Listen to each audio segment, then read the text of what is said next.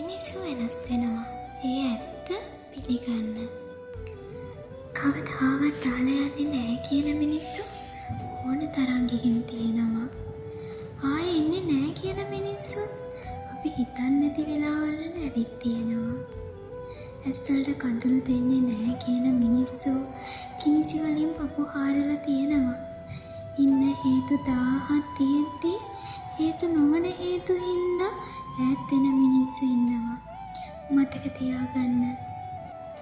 අවස්ථාවේ හැටියට මිනිස්සු වෙනස් වෙනවා. ඉර හඳ ගෙනෙල්ලා කකුල් දෙක ළඟ තියලා පොරොන්දු දුන්නත් ඒ පොරොන්දු වලට විශ්වාසයෙන් බැඳෙන්න එපා. මොකද මිනිස්සු වෙනස් වෙනවා. ඒකයි ඇත්ත.